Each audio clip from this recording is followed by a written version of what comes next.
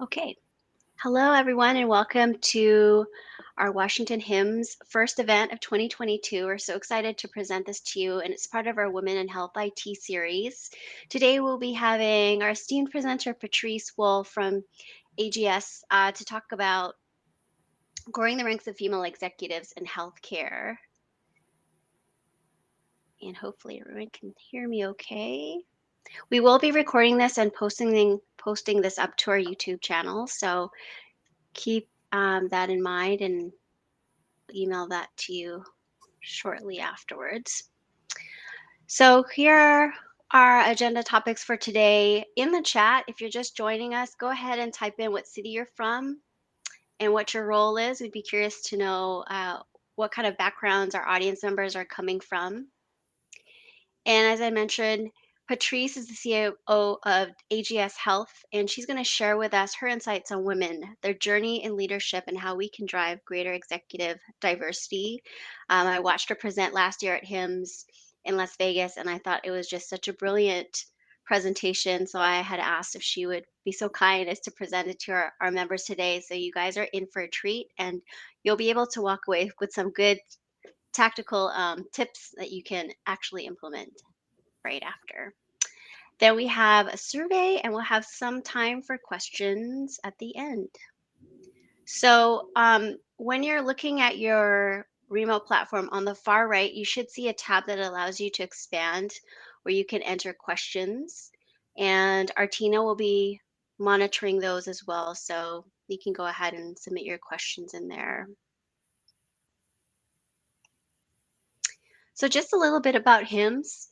HIMSS is a nonprofit global advisor and thought leader in the area of healthcare IT. And these are some of the areas that we're interested in being global thought leaders around in terms of healthcare IT events. We really want to support the ability to network with others of the same mindset, to provide education, analytics, news, research, health policies, and consulting information. And our vision as a whole is really to realize the full health potential of every human everywhere. And our mission is to reform the global health ecosystem through the power of information and technology.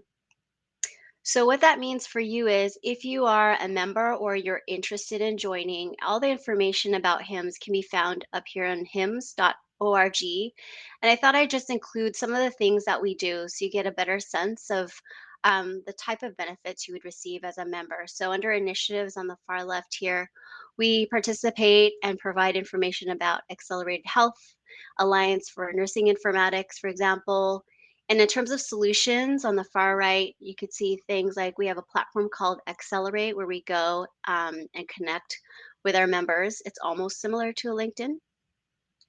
We provide information about digital health transformation and so on. So if you're interested in any of these, and there's a lot more, I couldn't fit in the screenshot, please go ahead and join. And there's always opportunities to become a volunteer in committees that are associated with some of these initiatives and solutions. As I mentioned earlier, we are a nonprofit organization, so we wanted to take time to acknowledge and thank our sponsors. From this slide, you'll see we have CrowdStrike, Touchpoint, Nuance, Order, Zones, and Trinisys. If your company is interested in being a sponsor, feel free to email us as well. And now to the good part. So as I mentioned, our speaker today is Patrice Wolfe. She is the CAO of AGS Health. She's a thought leader on the topic of female leaders in healthcare. She has a track record of transforming healthcare technology and services companies to really make a difference in their communities that they serve. She also serves as board director for CareSource, which happens to be the nation's largest Medicaid managed care plan. And she lives in Washington, D.C. So thank you, Patrice, for joining us today. I'm going to check what my next slide is. I forgot. So just a little activity. So if you would, and this is real time, if you have your cell phones out, go ahead and scan this QR code on the top left. And what that will do is should pull up a poll, and you should be able to enter a response. So in one word, it's saying, what would you like to learn or how would you like to feel after today's event? And so I had just tried this out earlier and I had selected inspired. So hopefully you'll be able to participate and give it a try. So someone says empowered. That's great. Inspired so far is winning. So I like to do this just to see where everyone's mind is at, what they're trying to expect or hoping to expect from our presentations. So inspired is really good. Empowered, that's great. We'll give it a few more seconds. Anyone else will join? All right, so that was fun. Empowered, I like that one. Brave. Awesome. Thank you. All right. Okay, where's my mouse? Okay, so I'll go ahead and give you the ability to present, Patrice, and I, myself, Great. and Artina will stop sharing our video and mic. So I'll stop screen share. All righty. Turn this off. Okay, can you guys see my screen?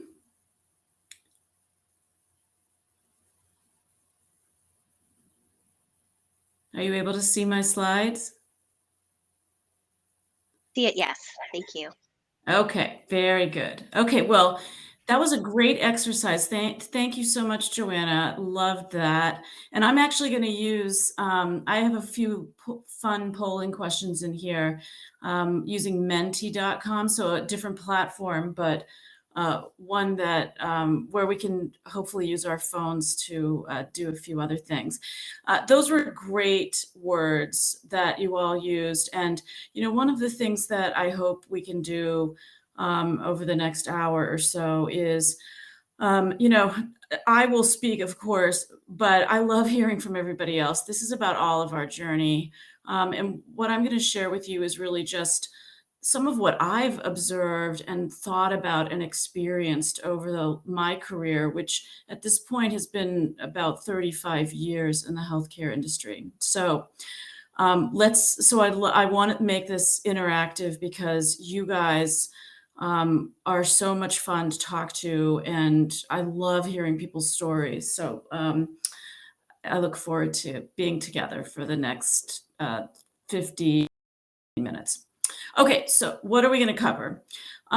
You know, I'm a analyst at heart, and so I'm a big believer in stepping back and always trying to define the problem before coming up with solutions. So I just want to maybe lay out for you what I think the problem is that we have with regard to women in leadership in our industry. I want to talk about data because there's a lot of really interesting data out there about the impact of women leaders. And then how we address some of the problems that I think are really underlying some of why we don't see women representation at the top levels of organizations in a way that mirrors women's representation in lower levels. And then I'll share with you some of my observations about how we can really help solve this problem. So that covers the agenda. So let me get into just some of the data around this issue. You know, I think most of you probably have heard this statistic that women make about 80% of all buying decisions in healthcare, and women make up 65% of the healthcare workforce in the United States. So we're very informed when it comes to healthcare. But when you look at the most senior ranks of healthcare organizations, only 25 to 30% of executives are women, and only 13% of CEOs are women. So we obviously are getting stuck somewhere along the way if we're 65% of the workforce, but only 13% of the CEOs. And then even when you look at the advisory board or other sources of information, who do surveys on, most influential in our industry, only 1 in 5 of the people noted are females. So that we have a representation problem. All right, so here's the first poll. So go to Menti, you can see up here at the top, www.menti.com, MENTI, and it will prompt you for a code, and the code is right here, 74130516. And then you'll see this question: how much longer does it take to place a woman at the helm of a company than a man? Does it take 50% longer, 30% longer, 20% longer, or 10% longer? So I have 3 polls in here. This will be our first one. And so let's see what you guys think.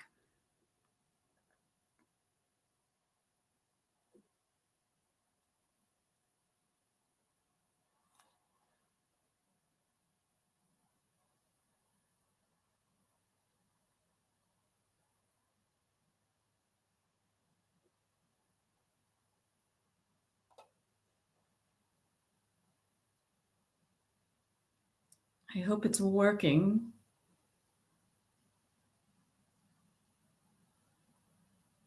I'm going to try it out myself just to make sure. And it doesn't let you submit more than once. So that's Not good. lets me submit more than once. Right. All right.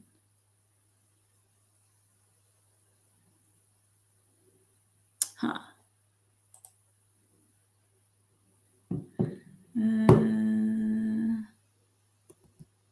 There we go. It was user error. I was supposed to hit enter.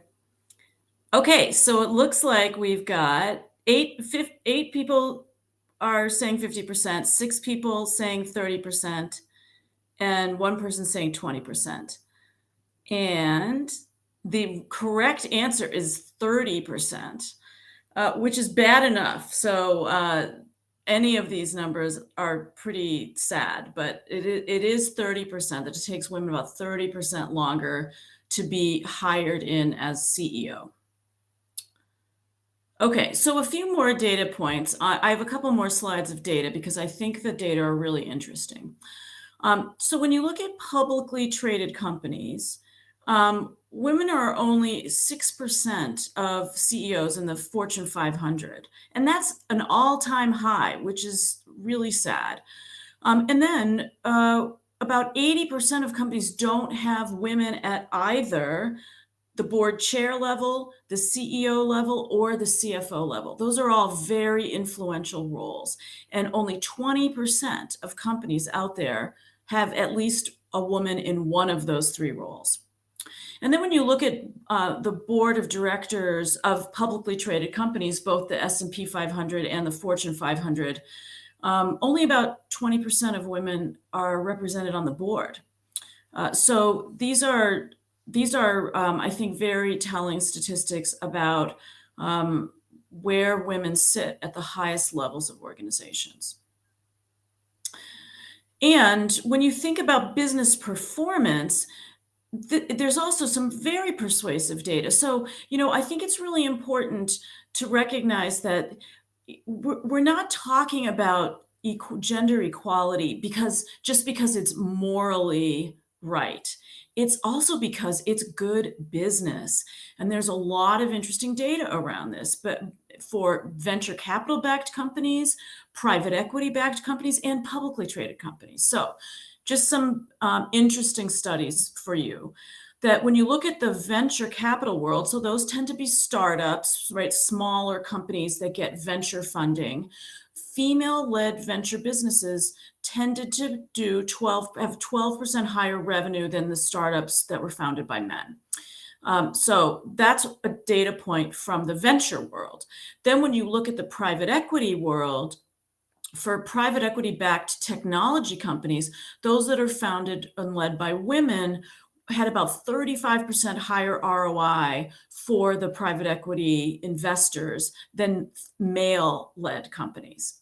And then when you look at publicly traded companies, so those that have stock that trades on the New York Stock Exchange or NASDAQ, the ones that had both female CEOs and CFOs were consistently better performers than the market average. And then lastly, when you look at the board of directors, firms that have very diverse boards tend to perform better on so many fronts, including being more profitable and having other really positive outcomes. So there's some very good reasons why having women at the top of healthcare and other companies is good business too, in addition to just being good. Okay. So why are we talking about this? There's plenty of reasons why having women in senior roles is very important. In addition, I think probably most of you would agree that there's a lot of evidence that women are very good problem solvers and very collaborative in how they solve problems, how they get jobs done.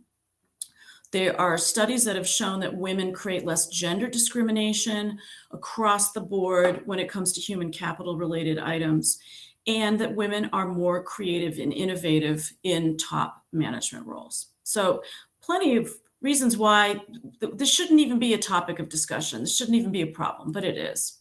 So let's talk about the problems.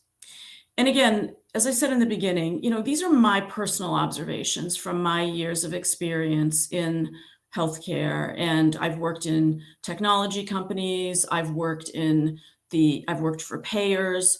I've worked in privately held companies, publicly traded companies.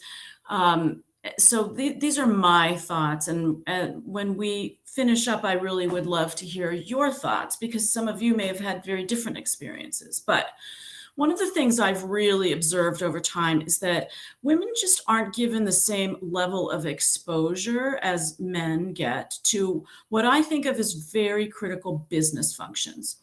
And in order to really be successful in business, I think there are three things that really matter. One is you've got to understand the strategy of your organization. So that's just not just where it is today, but where's your organization going 3 to 5 years down the road? What are its strategic priorities? What are the trends in the market that are going to maybe shift and change how your organization does what it does? The second thing is you need to know numbers. You need to understand the organization's financial performance. And this is a skill set that can be learned over time. You don't have to go to business school. You don't have to major in finance in college. A lot of it's just exposure. So how is the organization performing financially? What are the financial measures that matter for your organization? You might be at a not-for-profit health system. You might be at a for-profit vendor. The types of metrics, the types of questions that you ask may be very different, but knowing those numbers, understanding the metrics and the dynamics of what drives those metrics is very important. And then the last thing I think is really important is understanding the operations. So whatever your company, your employer does, how does it translate its strategy into action? How do decisions get made in order to generate whatever the deliverable that you do? If you're a health system, your deliverable is patient care. So how does your health system take its strategy and turn it into how it actually creates patient care? Very important to understand that. So that's the first thing, I think, is just this exposure to critical business functions. The other thing to me is really the numbers 2 and 3 are really related to each other. And that is that women also have to think about how we conduct ourselves in business. And are we being too hard on ourselves, which I often see. So, and I'll talk a little bit about a Harvard Business School study later on that gets to this point, but I often see women feeling like they can't apply for that job, or They can't move into a different direction because they don't know how to do every single thing that you have to do in that job. That is not a problem most men suffer from. They do not feel, in general, that you've got to tick all the boxes in order to say, hey, I'm interested in this. And related to that, I think I hear from many women a desire to really be thorough in how we think about things. And sometimes that thoroughness turns into second guessing, well, could I really do this? Or did I do that right? And that's another issue that I think is often challenging to people. And then all of this is made worse by the fact that through this pandemic, we've lost women in the workforce. So all of these great, smart, ambitious people have left the workforce for a wide range of reasons, often childcare related or education related. So we have fewer women in the workforce than we did before. So we've almost taken some steps backward, which I think is unfortunate. I'll talk a little bit more about that. All right, so let me talk in a little bit greater detail about some of these challenges. So as I said, the first one is this lack of exposure to critical business functions. And I think there are a few things that we can do to make this better. Advancement is really tied, in my opinion, in my experience, to a few things. The first is having the ability to network. And to grow in your job and to grow in terms of your exposure to important business decisions in your organization. And women are sometimes not there. They're not in these critical conversations and these networking opportunities.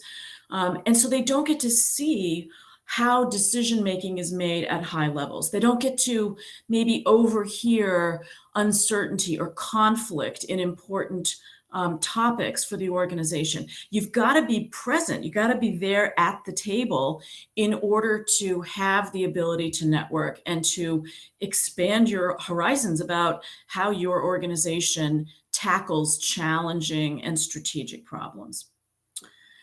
Another thing that I think is really important is that you got to have a chance to prove yourself, because people will take notice of you if you are given the ability to help solve a problem or weigh in on something.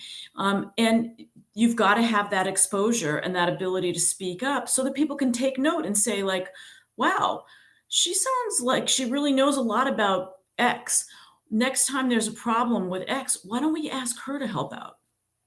Sometimes this is about reluctance to speak up, or many of you may have had this experience. I've had this experience where you speak up, but you're not really heard. And sometimes somebody else, often a man, may say exactly the same thing a few minutes after you do, and that gets heard.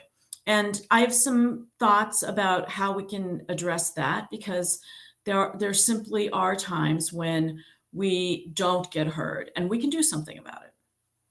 And then the last thing that I think is really important for advancement is a supportive network. And that may be a supportive family, it may be a supportive partner, friends around you, but women in general are a little more apt to worry about work-life balance. And what I've noticed, particularly in my company, I have a lot of employees in India where this is a big challenge, that they're reluctant to take on higher levels of responsibility because there isn't that support network, that support net at home. I mean, I can tell you personally, my husband, who has a very important professional career, has always been incredibly supportive of me and has made it a point of providing flexibility in terms of helping to take care of our children when they were younger, so that I could focus on things about my career that require travel or other types of responsibilities.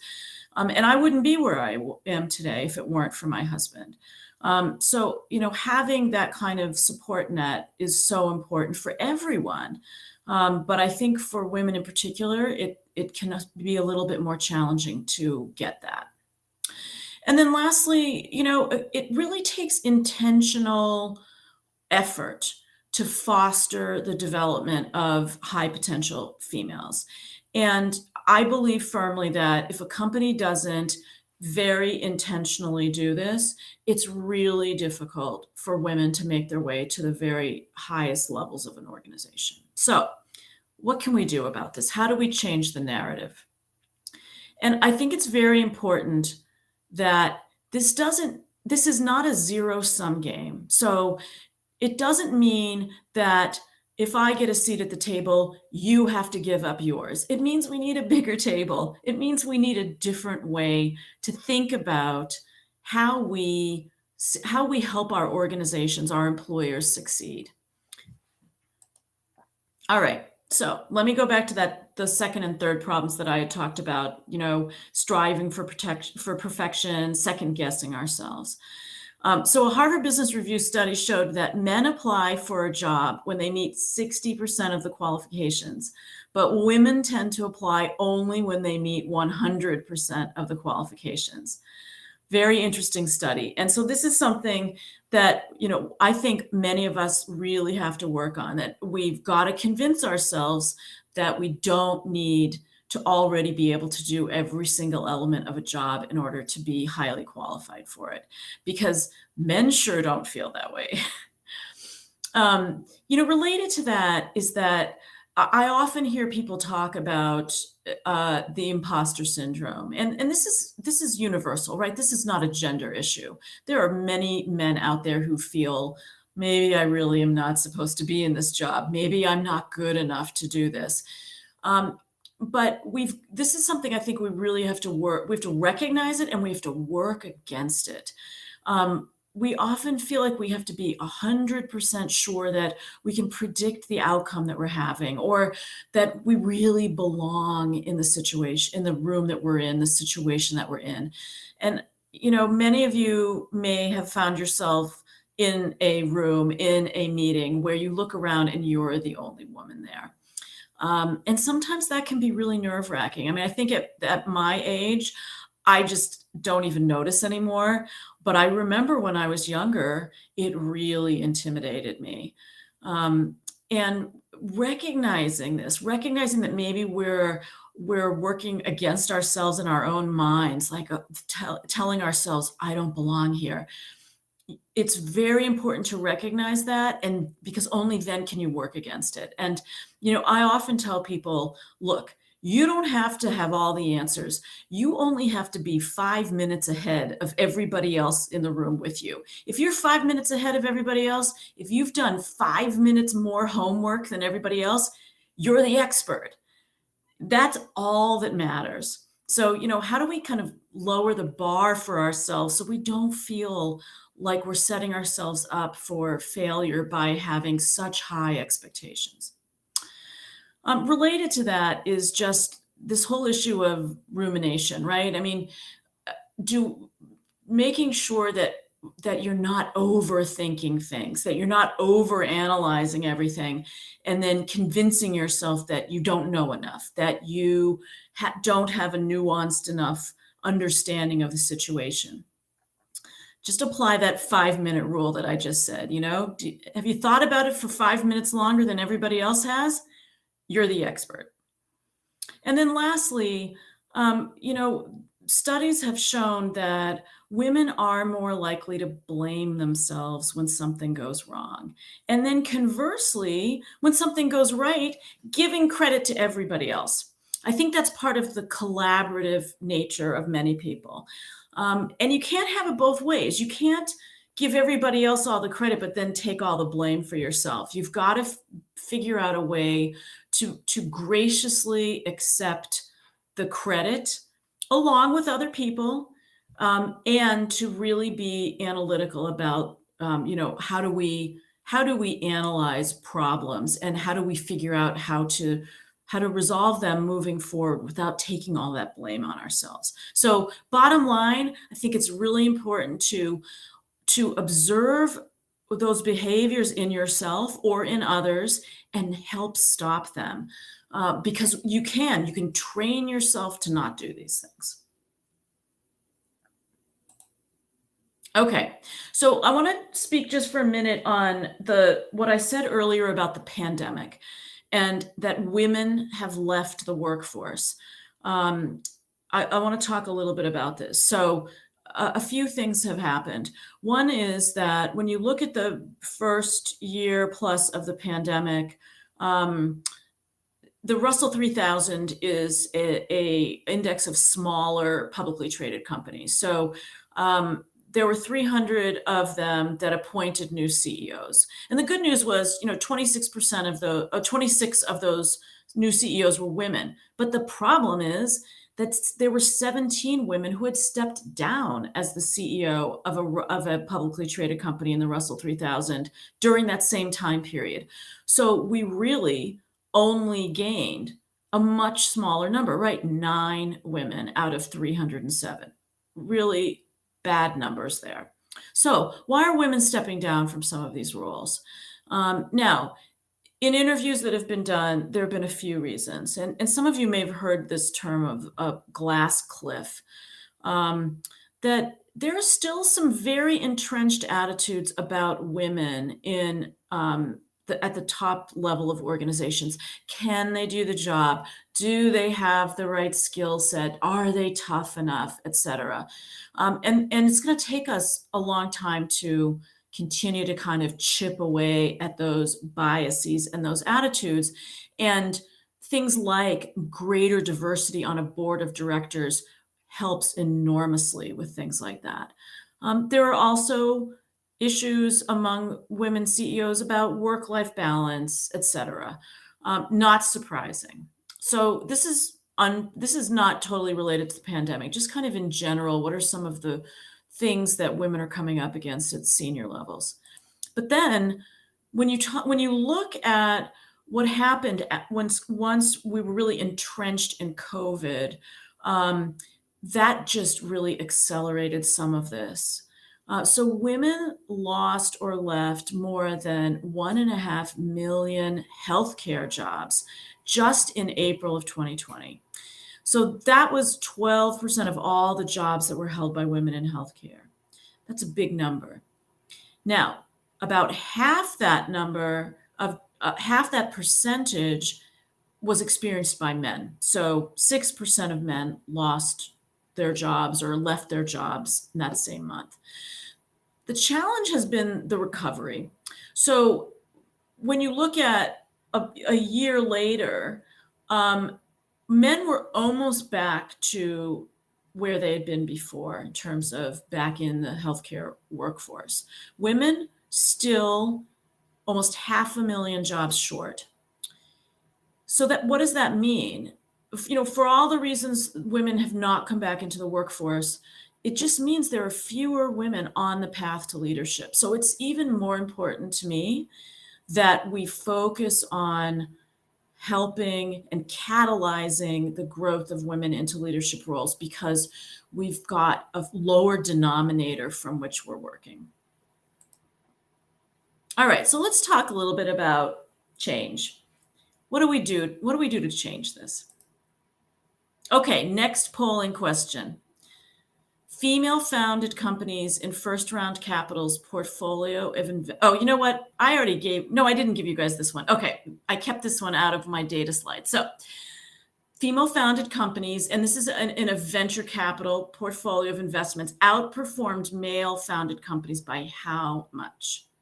17%, 32%, 44%, or 63%?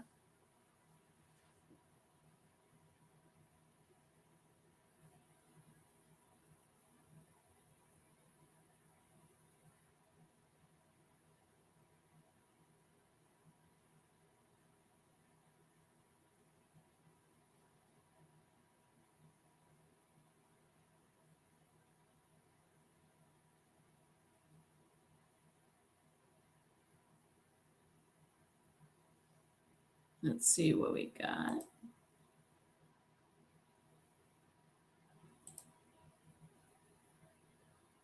All right. We have 10 responses. I'll wait another few seconds for other people to weigh in. My last polling question, by the way, is the best. So if you have not voted yet, make sure you get to menti.com because you're going to love the last one. Okay, so it looks like most people are thinking 32%. Oh, sorry. Hold on. That didn't work. So the answer, shoot, hold on.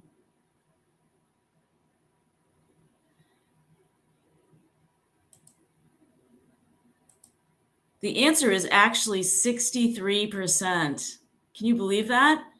So female-founded companies outperform male-founded companies by 63%. Really, really amazing. All right. So now let's talk a little bit about what can we do. I'm going to go around this slide kind of counterclockwise. So I'm going to, actually, I guess it is clockwise. I'm going to start on the top left, though, with messaging. Because I think messaging is at the beginning of almost everything. And messaging is really important in terms of targeting audiences. And this isn't just about women, right? It's about diversity also. How do you message your organization from its mission on down to attract the kinds of people you want to attract for diversity purposes? And the ways you message things for women can be very different than how you might message them for other cohorts. So what I've seen both in my own company, but also in a lot of other organizations, is that you can do a lot to attract women at all levels of the organization by just doing some very simple things. Understanding what attracts the key female leaders you already have in your organization. If you do just a quick focus group with women, what is it about our organization that drew you here? What is it that keeps you here? Many times you'll hear things like flexibility, that I can take my kid to a dentist appointment if I have to, and do the rest of my work at night. The level of communication or networking we have. You'll hear themes from people that you then can use to push out targeted messaging to attract more women. And one of the other things that some organizations have had a lot of success with is holding special events just for women in specific markets. Can be a great way to get out the message of your organization and why it's a great place for women to work. And one of the other things related to this that I've really noticed over time is that it becomes you get a bit of a snowball effect. So, obviously I'm a female CEO. I have several of my senior executives who are women. Just today, I interviewed a woman for a very important sales role. And she said to me, I got to tell you, I love where I work. I've been here a long time, but I want to come and join you guys because you're there. And these other senior women that interviewed me were awesome. And I want to work with other women. And I hear that message over and over. So sometimes the more really impactful and inspirational women you bring on board, that just having them there will attract other great women. So messaging, critical. Second thing is, as I talked about earlier, having operational and finance exposure. How do you create roles for women or prioritize putting women into roles that have profit and loss responsibilities? So I think one of the most important things I had in my career was having P&L ownership responsibility. And if you're in a not-for-profit, it might just be, you might have ownership of a cost center. You may not have revenue tied to it. In the private sector, in the vendor world that I've been in, you'll have both the revenue side and the expense side. However it works in your organization, having that kind of financial responsibility where you own a business unit, you own a department, very important, because that is almost like being a mini CEO. You are the CEO of your department. You are the CEO of that business unit. And that really gives you great experience in order to continue to move up if that's something you want to do. The next one is networking, and I think, everybody knows that networking is really valuable. But this, I'm talking really targeted networking and creating programs that give women exposure to how problems are solved at the highest levels of the organization, and exposure to just the executive leaders. So there are many ways you can bring high potential women into conversations so that the C-suite gets exposure to them, and they get exposure to how to present, how to problem solve with people who might be at a much higher level, of more of a 50,000-foot level than maybe what you're used to dealing with in your day-to-day role. So how do you make these opportunities to bring women into conversations? So, for example, I have a weekly senior leadership meeting in my company, and we will bring more junior leaders into our meeting, which is every Monday, to present on specific topics. And then we ask them to stay for the rest of the meeting so that they can listen in to other topics that aren't maybe relevant to their job, but I know that it's really helpful for them to just hear, how do we talk about other parts of the company? How do we raise problems? How do we problem solve? How do people collaborate? Similarly, bringing women into board meetings. This is something that we did at CareSource regularly. We would bring women who led particular functions into the board meetings to give a briefing to the board on a topic that was important, but not something that we would talk about in every single board meeting. Great exposure to the board members, gives them another name, someone else they can say hello to when they're visiting the company. And then the last thing there that I feel really strongly about is creating mentoring programs. And, probably all of you work in organizations that have mentoring programs, but what I've seen with a lot of mentoring programs is they just kind of fizzle out. So maybe the mentee and the mentor meet once or twice, and then everybody's busy and it falls off the calendar. And next thing you know, people say like, well, I kind of had a mentor, but I haven't talked to the person in, whatever, 3 months, 6 months. That's not helpful.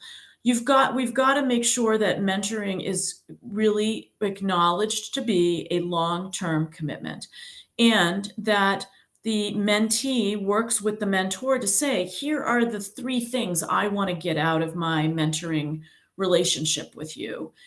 So that everyone's clear on what the deliverables are, and how will we end this knowing that we both felt it was a success. I think that's often missed in mentoring programs.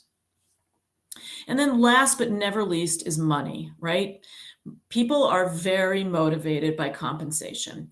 So how do we tie gender diversity to executive compensation? And I say executive compensation because it is at the leadership level where we need to do a better job of gender diversity. So one thing we can do is make gates for diversity, for people's bonuses. If you work in an organization that gives equity, that can be tied to diversity. And again, when I say diversity, I'm not talking just some vague number like, X% of the employee base should be women. I'm talking about X% of our leaders, and pick a level, manager and above, director and above, whatever, should be women. Because where do we see problems? We see them at the leadership levels.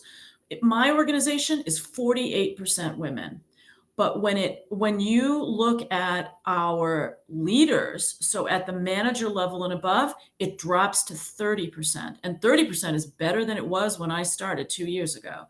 So it's really about creating an environment where women feel comfortable taking that step into the leadership level. So how do you tie compensation to that? I think that is a very, very effective way to get the kind of movement that you want. So these are just some of the kinds of levers that you have to both attract more women, to retain women, and to help them move up in an organization. Okay, and I would really be remiss without saying this, that this is not an exercise to say men are bad and women are great. Men are part of the solution here. I have had many great male bosses in my career who have done a lot for me. So I really want to applaud and recognize the great male leaders that are out there. And these are just some of the things that I think men do. They have the ability to do and really do well. And the first is helping women maybe come out of their shells a little bit, take some risks, take on a role that a woman may not feel horribly comfortable doing, but give them that safety net if they struggle. Another thing that a lot of great men do is they leverage the strengths that women bring to the table, and they bring them into opportunities where they can show those strengths and really shine.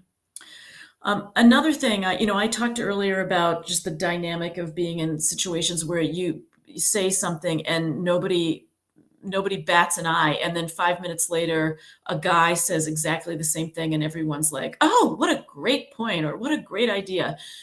It's really important for men to acknowledge women's contributions to conversations, women's points, their accomplishments, for men to advertise those things to the broader employee base. It sends great messaging. So men who do that they're amplifying the message, and that is a very important thing to do.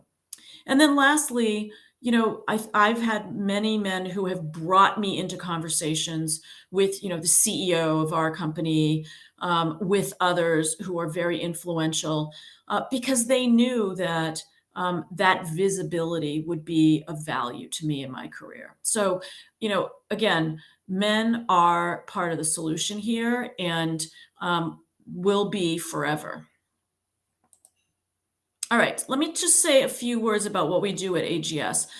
As I mentioned, I have over 10,000 employees in India. So I have a US based business, but I have a lot of employees in India. And, the culture in India is very different. So some of the things we do are a little more specific to the culture in India.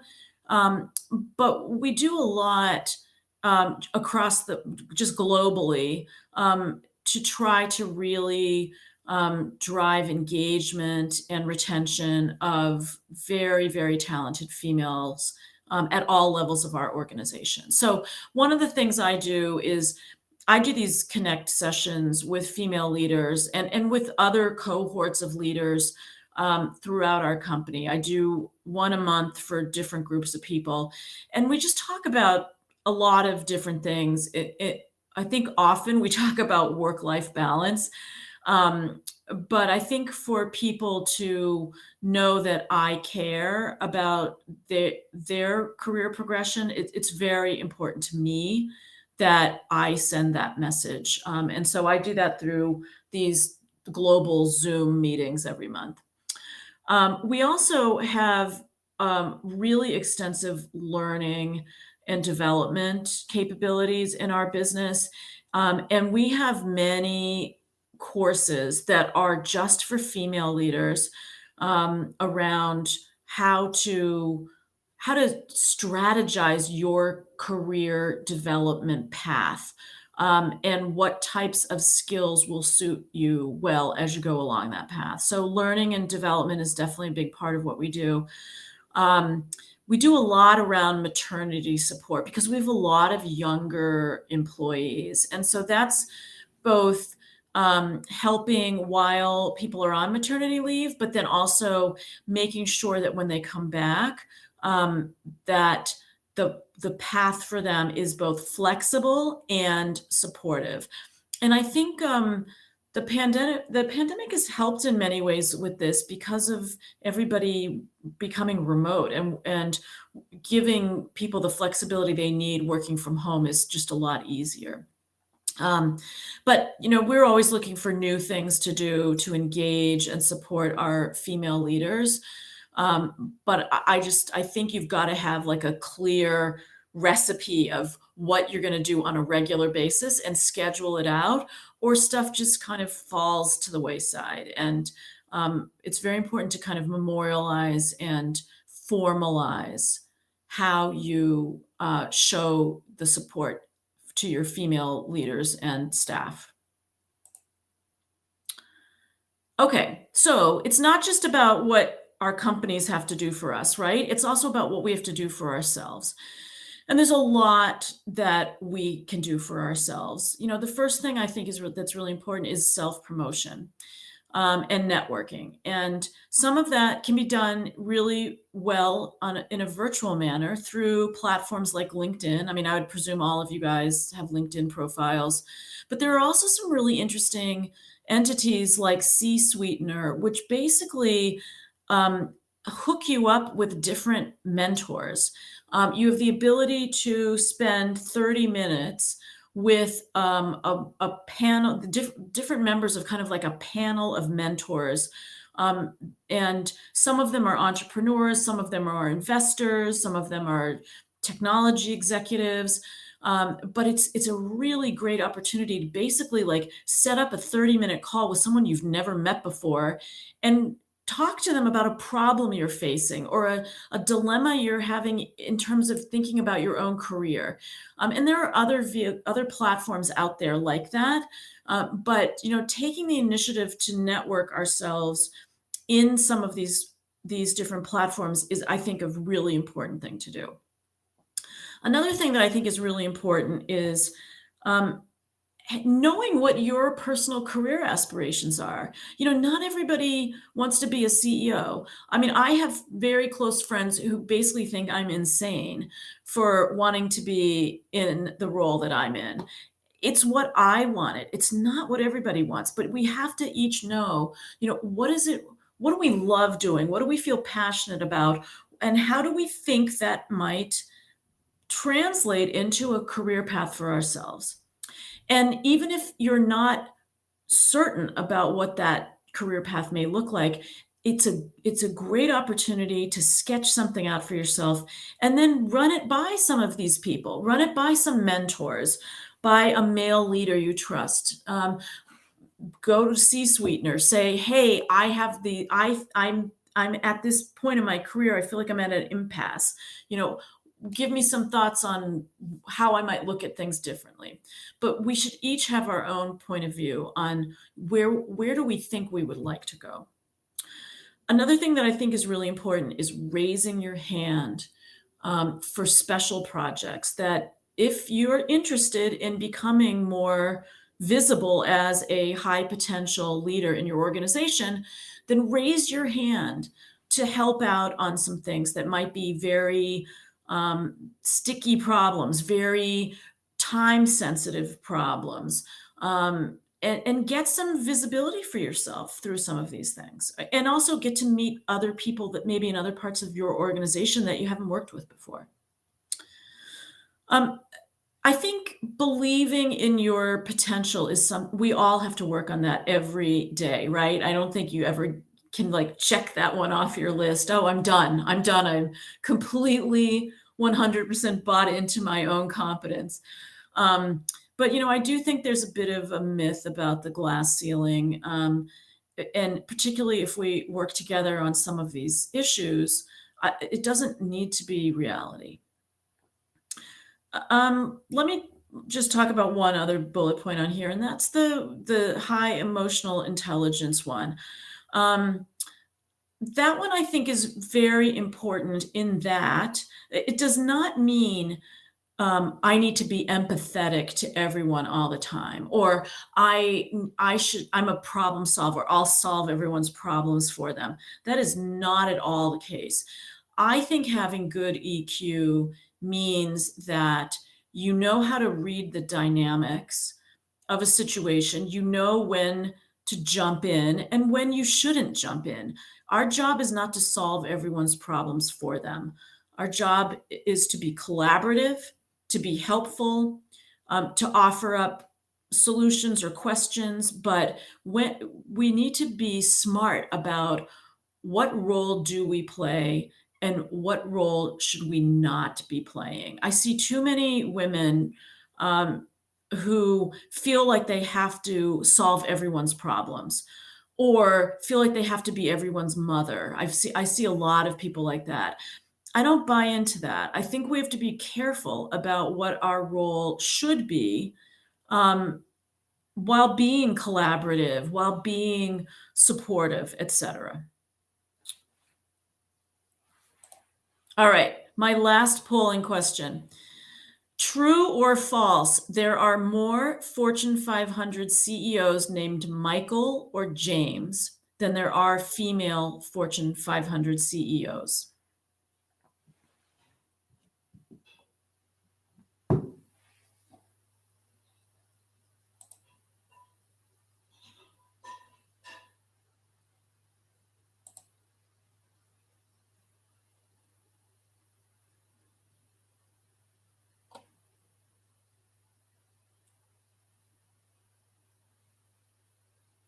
I love this question because everyone always gets it right.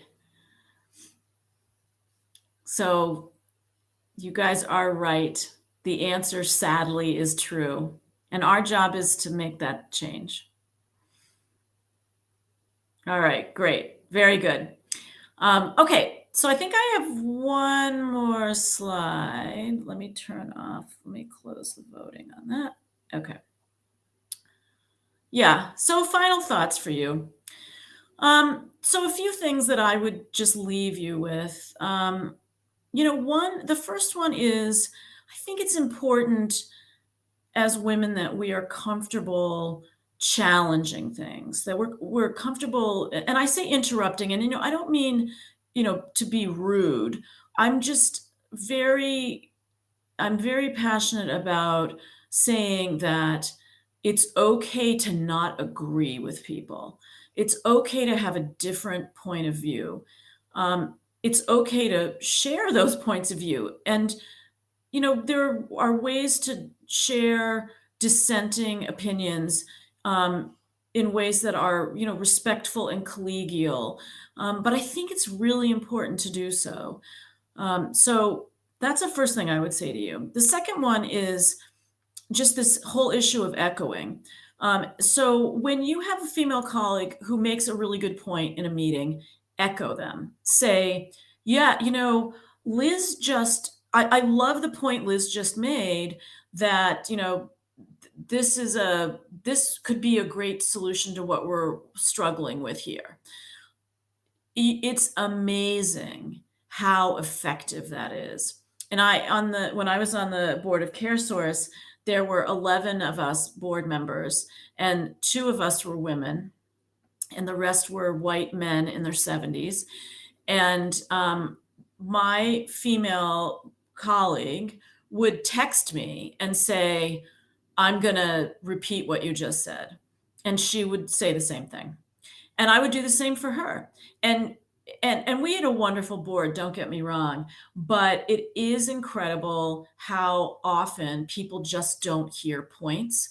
And when a second person reiterates them, it really does make a difference. So this is something we can do for each other. It doesn't cost anything. And it actually, you can have like a few good laughs behind the scenes from doing this. So this is something I really recommend. The next point I just mentioned earlier, which was, when do you act on empathy, and when are you the problem solver? When are you the mother? When do you do those things, and when do you not do them? knowing that there should be a distinction, that there should be different answers for different circumstances is a very important skill to have. The next one, ask for the raise, ask for the promotion. You you need to stand up for yourself, and you need to go back to that whole point that I made from the Harvard Business Review that, men throw their hat in the ring when they feel that they meet 60% of the job requirements. Think about that when you think about whether you're at an inflection point in your career and whether it's appropriate for you think it's appropriate for you to see a reward financially or in terms of scope of your responsibility. And likewise, apply the 80/20 rule. So, if you think there's a great opportunity out there, you think you today could do 80% of it, but you really are going to need to learn how to do the other 20%. That's good enough. You know, have confidence in yourself to take advantage of that. And the last thing I would say here is pay it forward, right? So as we progress in our careers, we owe it to the generations beneath us to help them too. It's enormously rewarding to me to spend time with younger, smart women and men who have a lot of ambition about what they want to do with the rest of their lives. I love spending time with people like that, and if I can help them, I want to. And you'll see the graphic here for this book.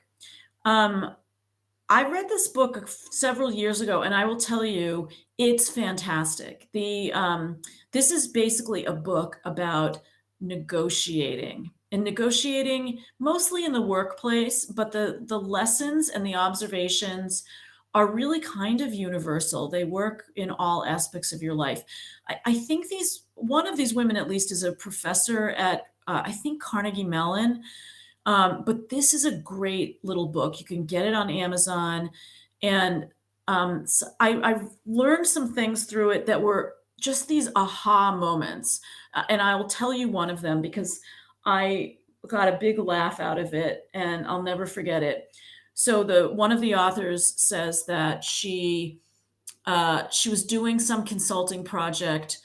She and a colleague of hers went to the city where the customer was. They stayed in a new hotel, a nice new hotel nearby.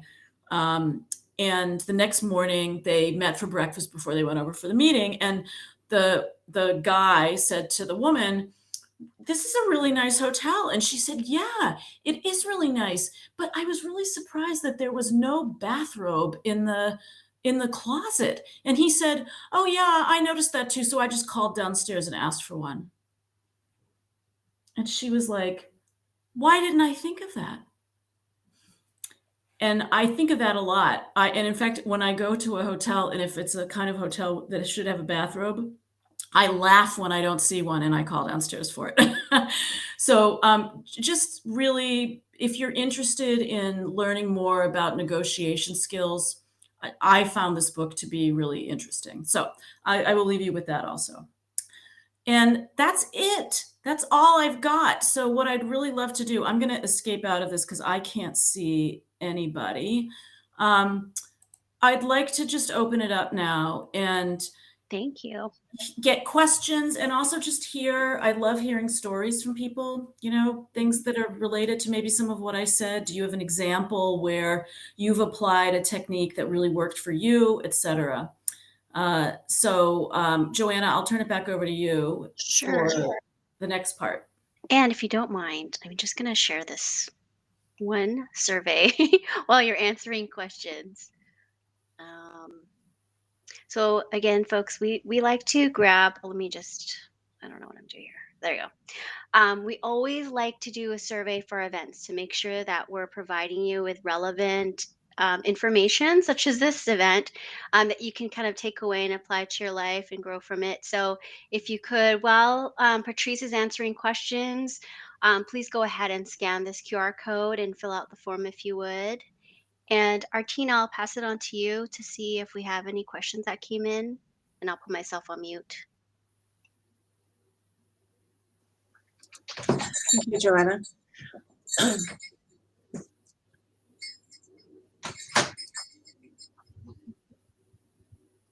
Someone's asked, who is the author of the Women Don't Ask book?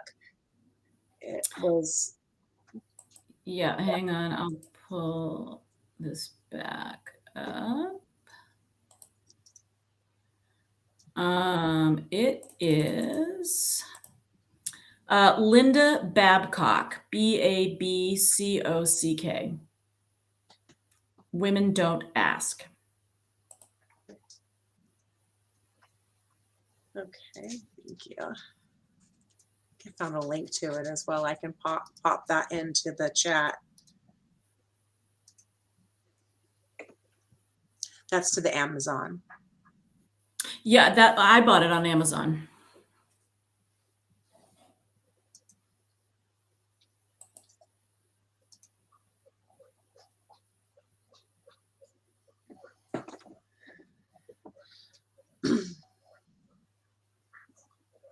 Oh, I'm reading the chat. So there's some interesting comments in here. I see Shelley wrote Machiavelli for women. That's interesting.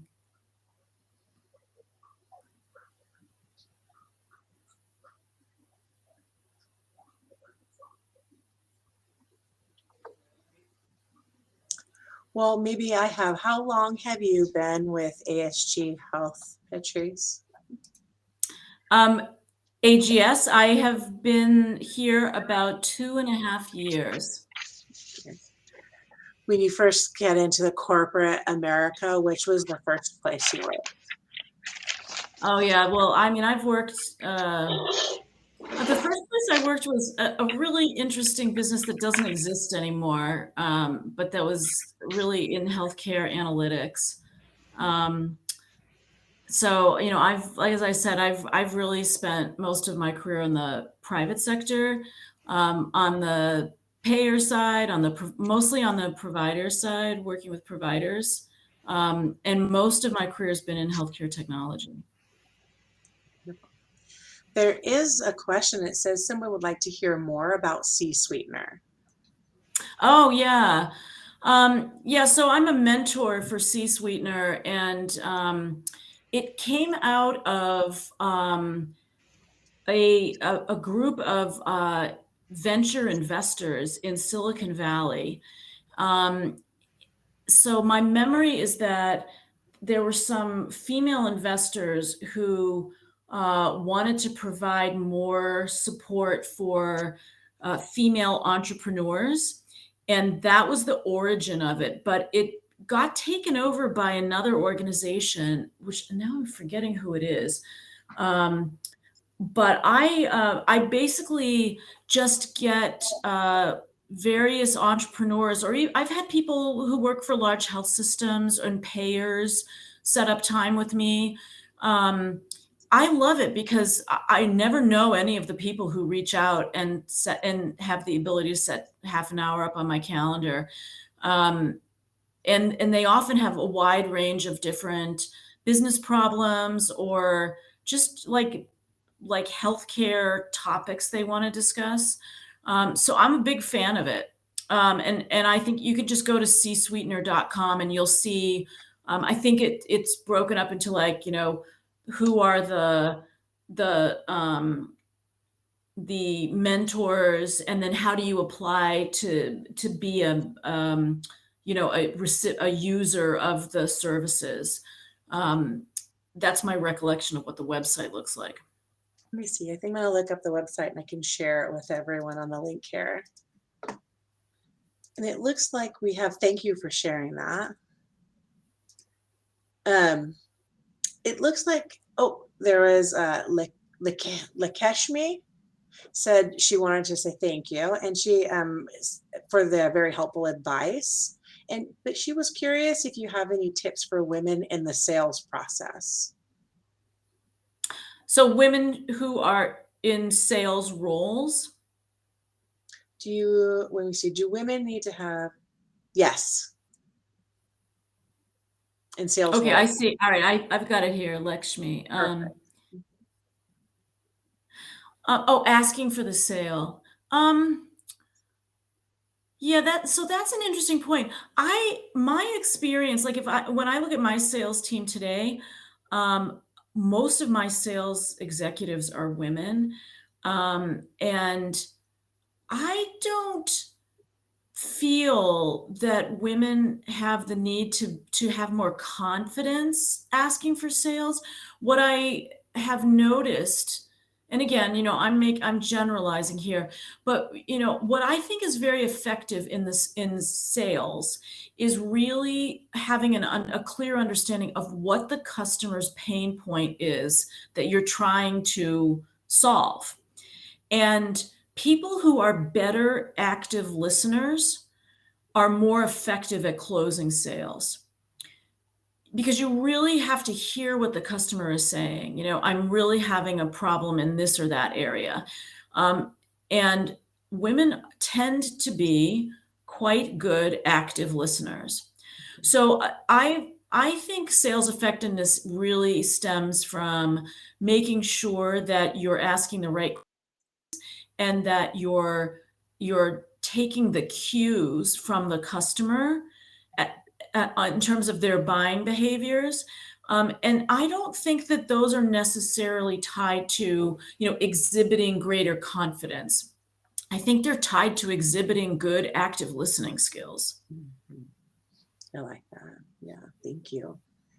There was another question from Joanna. Oh yeah, I see that. Mhm. What are a few questions to ask during an interview when you're trying to assess if they would provide support to women who want to progress into a leadership role? Yeah, I think you're saying, Joanna, how do you try to evaluate whether a person is going to be a good supporter of women as leaders? Mhm. Um, I have I think there are so many different ways to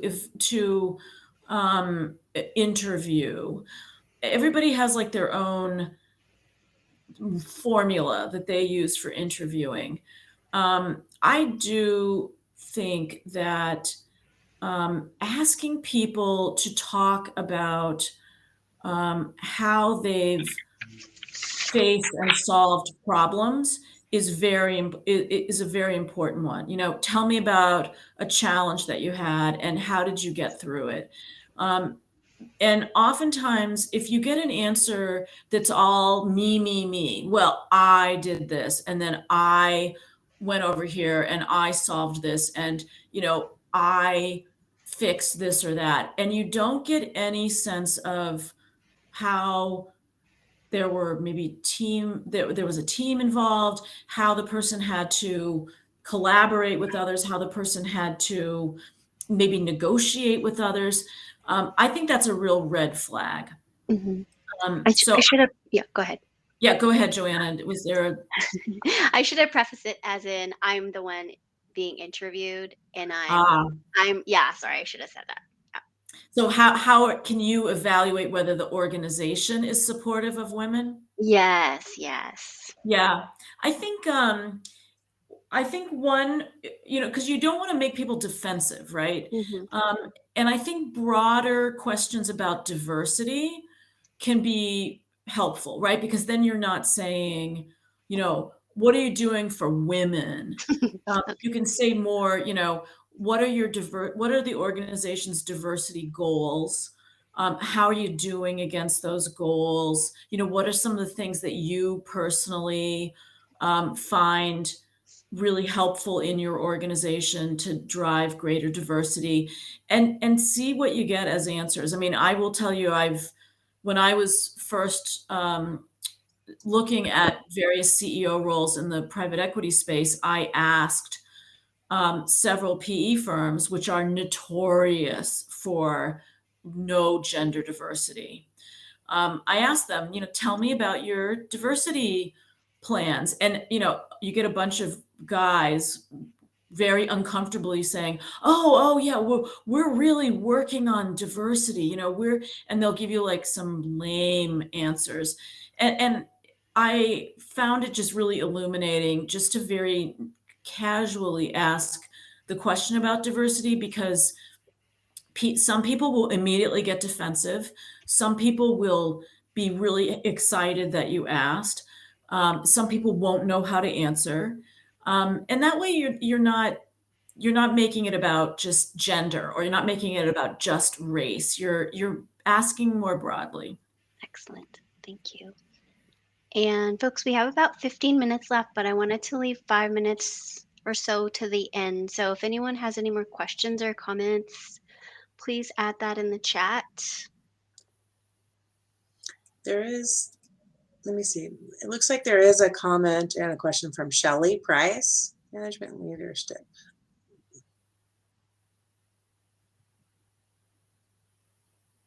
Oh, it was a comment about management and leadership stability. Career development. I can read it if you want me to. I'm looking at it also. Yeah. So Shelley Price shared management and leadership ability, stability, professional development opportunities, solid HR career development program, number of women minorities in leadership positions, and/or what titles or types of leadership positions. Yeah. Yeah, and I think it's always good to, if you're interviewing for a job, I mean, I always look at the organization's website, and, if I just see like a bunch of white guys, I'm like, Yeah. I don't know. It just, and it may be very true that the level below that is much more diverse. And again, I think these things are incremental. And it's not realistic to expect that, in 3 years, we're going to see, vast improvements in gender diversity. But I do get a lot out of like looking at websites just to know, who am I going to be interacting with? What can I tell about the backgrounds, et cetera? And I am always more excited when I look at leadership teams on websites and I see real diversity. Like I actually definitely think more highly of the company when I do see that. Cool. Great. Yeah, Shelley, thanks. I got that from I got it when I read through your comments. Okay, any other questions? Going once. Oh, I see participants. Nope. Well, if anybody has anything else, you can reach out to me via email, patrice.wolfe@agshealth.com. Happy to continue the dialogue with anyone, but I do want to thank you guys for having me tonight. This is always a wonderful topic to discuss. Yes, I know. This is my second time listening to it, and then I keep learning new things. So thank you, Patrice. There is one more question if we had time. Oh yeah, sure. Rebecca asked, which jump was the hardest to make in the executive space? Yeah, that's a really good question. I think probably the first time I moved into a role where I had I was the head of a business unit of a really big company. I think that was probably the hardest role because I really had to understand the financial side of things. I owned everything. I owned the personnel issues. I owned the operations. I owned the financial aspect of it. And that before that, I had just been kind of an expert in various functional areas. I would say that for me was the biggest challenge. And then everything else became kind of incremental from there in terms of, maybe my next role was more complex. There were more products. It was a bigger organization, but those were more incremental than that very first initial move. Cool. Rebecca, did that answer your question? Hopefully. Cool. Yeah, Awesome. So the fun doesn't stop today. There are more events in our Women in Health IT series. But before that is actually HIMSS. That's the big conference that's coming up next month. And we do have a networking event with the various West Coast chapters. So if you're going to be at HIMSS, please make sure you join us at this particular event on the 15th. And then also, our next event is going to be with Tabitha Lieberman, and she'll be sharing her story about leading with authenticity. All the information you need to join any of our events, whether they're under the Women's of Health IT series or are just our general programming, those can all be found on this link right here. Yeah, let's see, I can't remember what's on my next slide. I think that's it.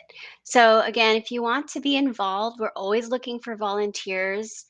You want to continue the discussion about women in health IT, please join us. So there's a couple of links or several links on here. Take a screenshot of it. Um, if you want to start increasing your network, especially with women in health IT, feel free to join us on our LinkedIn page, and you can connect through there if you need a place to start. All right, so I think that was it. Again, thank you, Patrice, so much for your time. And this is being recorded, so we'll send out links to the YouTube recording. So thank you again, everybody, and have a great day. Thank you. Bye.